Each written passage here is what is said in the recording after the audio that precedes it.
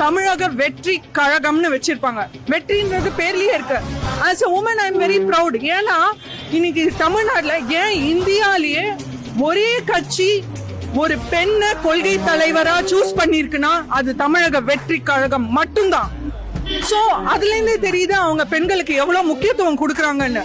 So இன்னொரு ஒரு phenomenon பாத்தீங்கன்னா இன்னைக்கு இளைஞர்கள் எல்லாருமே விஜய்க்கு தான் சப்போர்ட், தளபதி விஜய் அவர்களுக்கு தான் சப்போர்ட். இன்னி வரைக்கும் இளைஞர்கள் யாரெல்லாம் பாலிடிக்ஸ பத்தி யோசிக்க கூட மாட்டாங்க. அரசியல்ல நமக்கும் என்ன, அரசியலுக்கும் என்னப்பா, அது வேற நம்ம வேற அப்படின்னு யோசிக்க கூடியவங்க கூட தளபதி விஜய் அவர்களால இன்னைக்கு ஓட்டு போடணும்னு நினைக்கிறாங்க.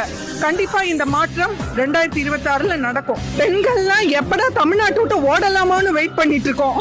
பேக்க தூக்கிட்டு பயமா இருக்குங்க. அவ மோசமா இல்லன்றீங்களா? ஏங்க அண்ணா யூனிவர்சிட்டி யோசிச்சு பாருங்க. அவ்வளோ ஒரு மதிப்புக்குரிய இடங்க, ஒரு படிப்பு எஜுகேஷனுக்கான கேம்பஸ், ஒரு மதிப்புக்குரிய இடம், ஒரு டீசென்டான பீப்புள், ஒரு ஃபோக்கஸ்டான டீசென்டான இன்டெலிஜென்ட் டேலண்டட் பீப்புள் படிக்கக்கூடிய இடம். அது அண்ணா யூனிவர்சிட்டி தமிழ்நாட்டில் மட்டும் இல்ல, இந்தியாலே it is one of the top institutes. அப்படி ஒரு இன்ஸ்டிடியூட்டுக்குள்ள சுமார் 7 அந்த பாலியல் வன்கொடுமை இஷ்யூ நடந்திருக்கு. அதெல்லாம் ஒரு 7 ஒரு டைமே இல்ல, ராத்திரின்னு கூட சொல்ல முடியாது. ஒரு 12 மணி 1 மணினா கூட சொல்லிருக்கலாம்.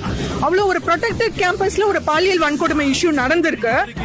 இந்த ஒரு இஷ்யூ நடந்தும் யோசிச்சு பாருங்க, ஒரு பெண்ணா ஐ கேன் ஃபீல் இட், ஒரு பெண்ணா அவங்க போய் ரிப்போர்ட் பண்றாங்க.